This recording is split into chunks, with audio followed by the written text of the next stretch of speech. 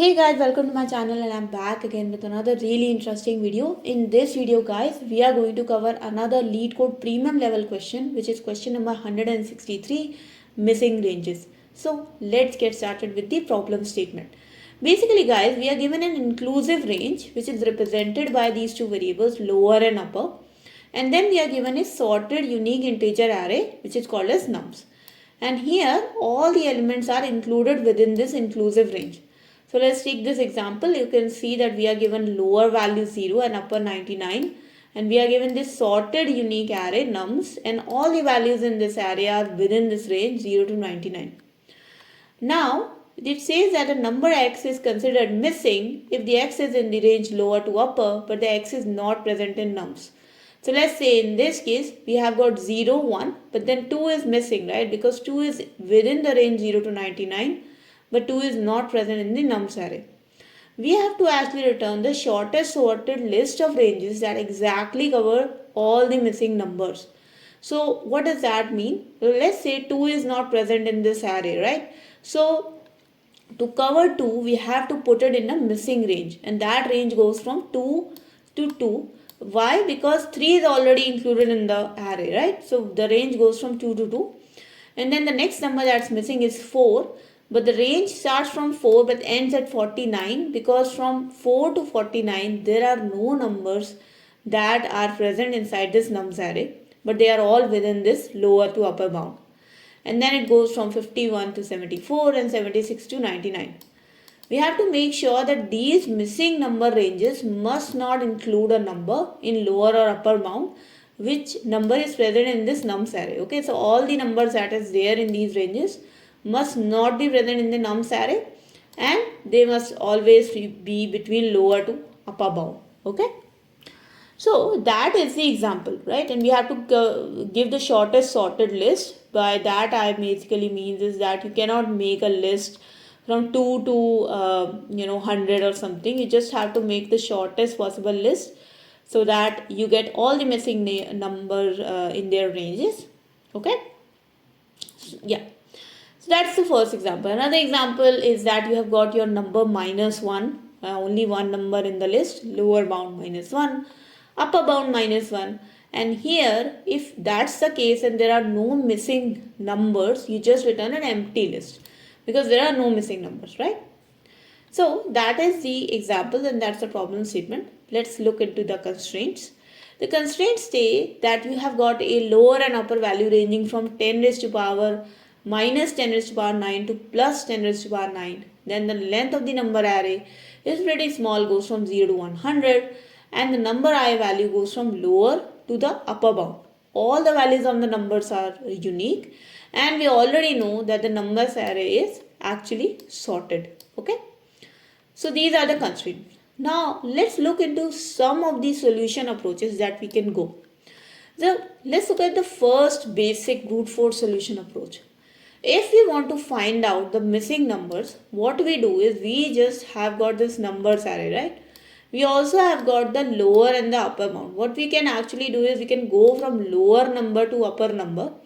We can create a for loop, and then for each and every number we can find out in the nums array if that number is present or not, which is pretty easy to do. You can just have a 2 pointer. One pointer goes into the for loop, goes from lower to upper. Another pointer goes into the nums array that goes from the first element until the last element. You keep on comparing the next number to the next number in the nums array. If the number is not present, you include it into a missing number.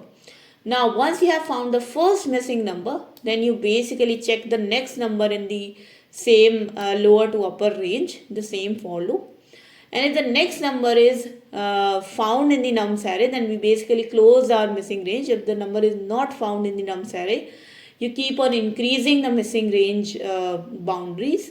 And finally, you just add the missing range. If the next number is found in the nums array, you close the missing range bounds. You add it into the result, and then you just keep on going. Finally, at the end, you will have a missing range array that will have all the missing number ranges covered, just like that. Now this is one solution approach, but is this solution approach appropriate or is it optimized? Well, it definitely can work for you, but it's not optimized.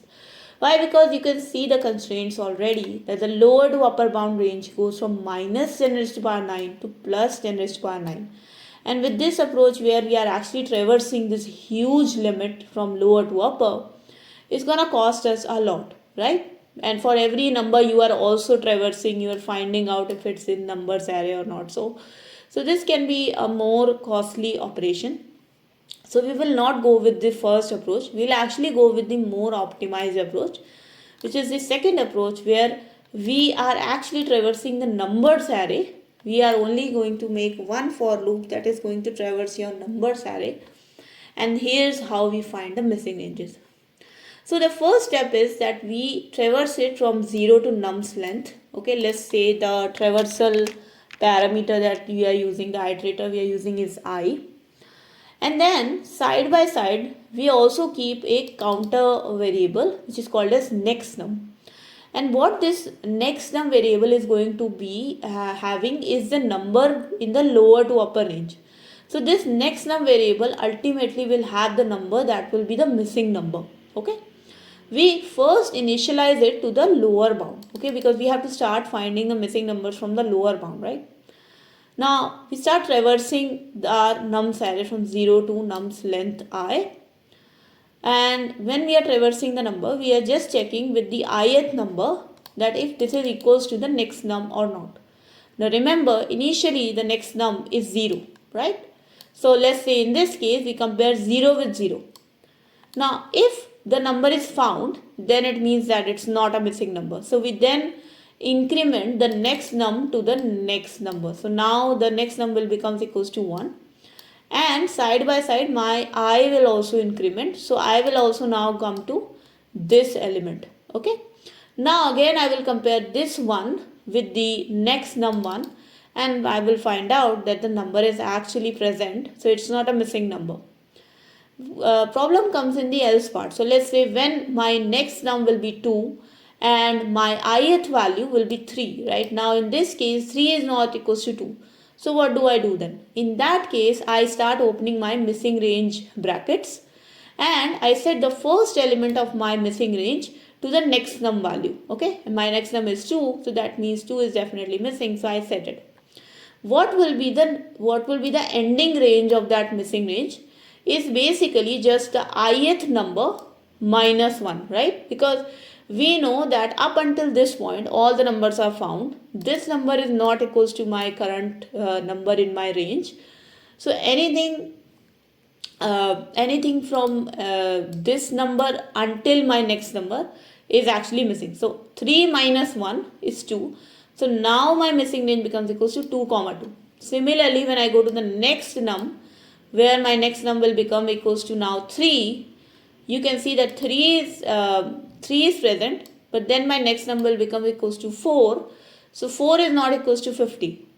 So I am going to open my missing range to 4, and then I will compare, I will check 50, and I will see that 4 is not equals to 50, but what is 50 minus 1? That's 49, right? So that's my ending range. So from 4 to 49 is the range that is completely missing. Okay. So this is how, guys, you keep on doing this for loop, and finally you will add all the missing ranges to your result, and then you will end up here, right? Because you see, once your numbers array ended, so let's say when I reached 75, I added the range 51 to 74. But what about the next values, right? You know that your upper bound goes until 99.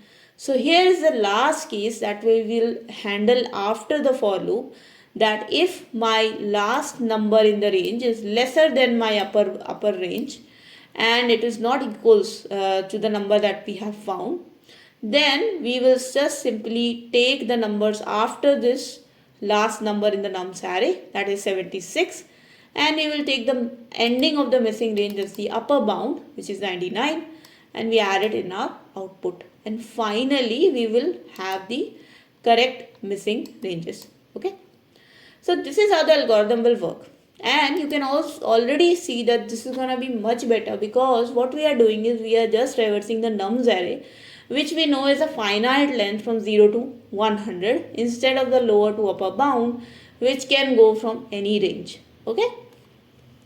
So let's go and start implementing the approach 2. Okay.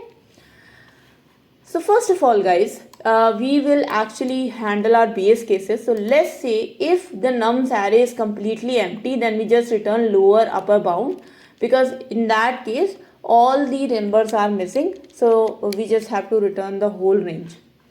Now what we are going to do is we are going to initialize our missing ranges variable. My missing ranges variable goes from lower to lower. This is the initial one. And then I will also initialize my next num variable to the lower number. Okay.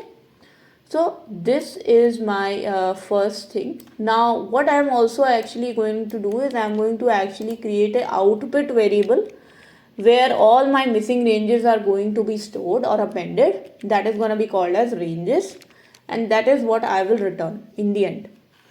So let's start now traversing my nums array. So what I'm going to do is for I in range until length of nums.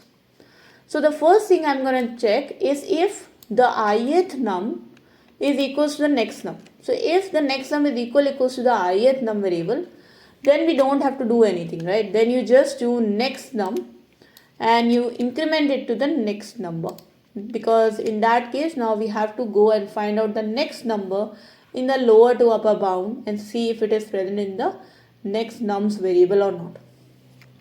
Okay, so you can just continue it and you forget about it. Problem comes in the else part when the next number is actually not equals to the next number in the nums array. That means the next number is not equals to nums I. Then we start initializing our missing range. So because the next number is not present, it will become the first element of my missing range, and the last element of my missing range will be nums I minus 1, because nums I is already present. What is not present is an element, a number before it. Okay. Finally, what we are going to do is we are going to append the missing ranges, a copy of missing ranges in my result variable. Don't append the entire missing range without copying this with this colon and these parameters, guys, because this variable is going to keep, this list is going to keep changing. So that's why you have to append a copy so that your missing ranges are updated. Finally, we are again going to we are again going to increment my nums next num variable. But this time, guys, when I increment my next num variable, I have to increment it to the ith num plus 1, because until next num, so until original next num to nums I minus 1, we have already included it in the missing range. So we covered that. Ith num is already a non-missing number. So that is why the next number that we have to check is nums I plus 1. Okay. So that's why you increment it to the nums I plus 1. Okay. So now we have our for loop covered. But what happens if the numbers which are after the nums array is completed are not included in this lower to upper range, or are not included in the nums array? So in that case, we just do a simple check that if the last missing range that we found was less than my upper variable and my upper variable is not equals to the last value of my nums array. So if this 99 is not equals to 75 and the last element that we included, that means 74, is also not equals to or is less than my upper variable, then what we do is we simply append the last missing range, which will start from the last element of the nums array 75 plus 1 76 until the upper bound. So ranges dot append nums minus 1, because in Python if you do minus 1 in the list, it's the last element. So nums minus 1 plus 1 until the upper bound. Okay. Now finally what you do is you return an output. So ranges is my output here, and let's run this code. Let's see if it works for our test cases. It does work, and you can now submit the code as well. Okay, so we submitted the code and you can see that it is now accepted. Now let's look into the time complexity. So you see here that we are only taking into consideration one for loop, and that is also just going through a finite length of nums, which is 0 to 100. So definitely guys, the time complexity here, is order of length of nums. So you can also make it order of n here, where n is the length of nums. But obviously guys, this length is much lesser than the lower to upper bound, so that's why it is much more optimized. Now let's talk about the space complexity. So in the space complexity guys, we did create a variable called as missing range, but what we also did is we also created a ranges variable here. And this ranges variable is basically a list, and this list can have any amount of missing ranges, right, which we don't know about. So I will also call the space complexity as well to order of n, because we are creating a list that can have around n missing ranges. Okay, so that was the space complexity and that was the time complexity guys. I hope you guys liked this video and you learned something from it. So if you did learn something from it guys, I would highly recommend you guys to please do like this video and share this video with your friends. If you have any questions, comments, suggestions, feedback for me, please do write down in the comment section below. I will be really happy to address them.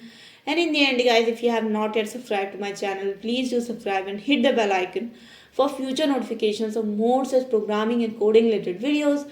I'll see you guys in the next video guys. Until then, take care and bye bye.